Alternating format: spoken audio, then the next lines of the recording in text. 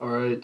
So today we're working on a project that makes an artificial AI to generate stuff, and that stuff is going to be a bunch of market data, news articles, and kind of summarizing everything that's going on in the news about a certain stock. So we can pick NVIDIA for this example. So I was looking at Celsius before, but we're going to look at NVIDIA now. So we'll type in that ticker symbol, and then we'll run it. You gotta give it a second here.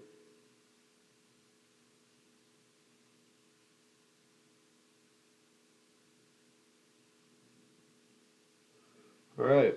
So you can see here, um, it goes through different um, articles, as we can see here, and then it will give a sentiment on that article. Is there negative, positive, or neutral? And then it will give a summary on kind of what that article is talking about. So we'll do it for articles 1 through 5. So we'll find 5 articles and do that. And then it will give an executive summary at the end, a combined summary, an outlook for the future, and a recommendation to whether buy, sell, or hold. So let's get into exactly what this code is saying. So the script begins by importing all necessary libraries that allows the agent to function. It imports request, which is a Python library used to make HTTP requests to the FinHub API. Next, it imports the Sediment Intensity Analyzer class from the Vader Sediment package, which is a lexicon-based sentiment analysis tool well suited for short text like news headlines. It also imports the pipeline function from Hugging Face's Transformers library, which allows to access powerful pre-trained models, in this case for summarization.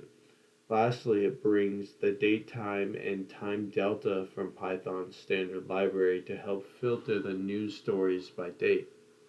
Under the configuration section, there's three constant. The three constants are defined. The FinHub API is your personal API key needed to authenticate requests to the FinHub service. You'll need to replace this placeholder string with your real API. In this case, we use NVIDIA. Or no, in this case, we actually use that API from FinHub. And that's the API key. Um,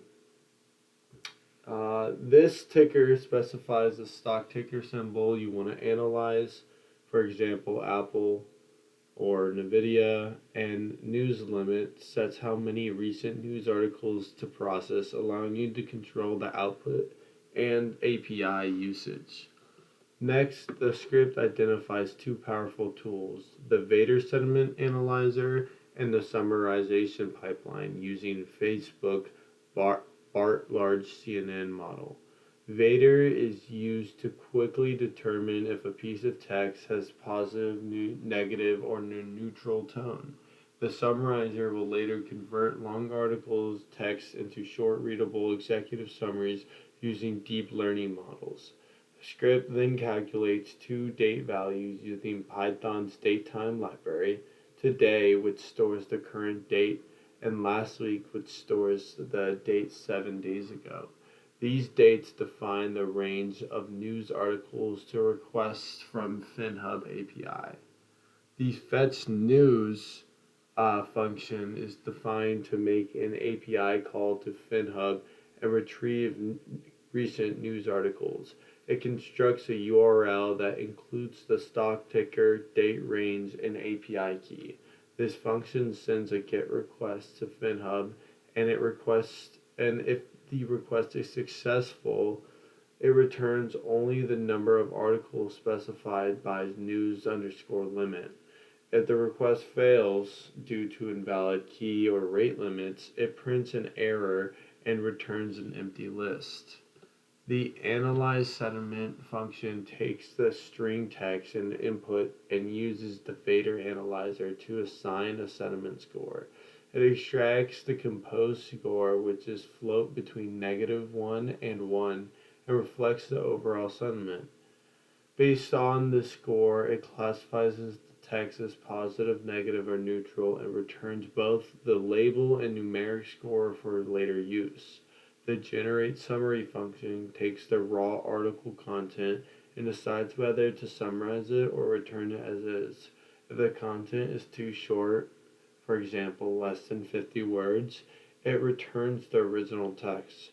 Otherwise, it calls for the Hugging Face summarizer and returns the shortened version from the article that highlights key information in a clear, concise manner. The most powerful part of this script is the generate exec summary function. It receives a list of article contents and sentiment scores and concentrates it all into an article content into one long block of text and passes it through the summarizer. It then calculates the average sentiment score across all articles. Based on this average, the function generates a market outlook and an investment recommendation. For example, if an average score is strongly positive, it suggests buying a stock, while negative average would result in a sell suggestion. A neutral average results in a hold recommendation. This is a basic but effective way to combine natural language insights with rule-based logic for financial decision making. The main driver of this program is run agent function. It first calls fetch news to retrieve a list of recent news articles. If no articles are returned, it prints a message and stops the script. Otherwise, it loops through each article and extracts the headline and summary, storing the full content and sentiment score for later aggregation. For each article, it prints a headline, sentiment label, and generated summary. After processing the individual articles, the function prints a clear visual break and calls generate exec summary to print the executive summary. This includes all the combined summary of all articles and the AI generated outlook on the company's future and the buy/hold/sell recommendation based on the sentiment analysis. This final output stimulates what a junior equity analyst or AI powered assistant might deliver in financial research context. Finally, the script includes a main block at the bottom and runs run_agent function only if the file is not executed directly. It is best practice in Python that ensures that the code only runs when it's intended, not if imported as a module somewhere else. And after going through everything, I'll just kind of go through the code here so you can see everything. But yeah, it's a really cool tool. I think this could also be built on in the future with more data. I think that using certain APIs in this project has been really helpful. I switched to the new API, which is the FinHub API. It was really easy to set up, and it's been really helpful for the news.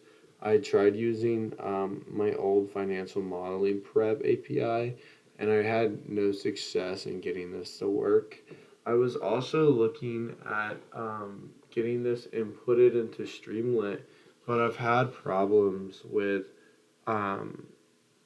just getting APIs to work within that platform. So if you had any suggestions on platforms that can create a more user-friendly output using the code that are pretty easy to use, either web-based or just a quick download, that API content wouldn't be so hard to implement. But you let me know. That's the end of this project, and thank you.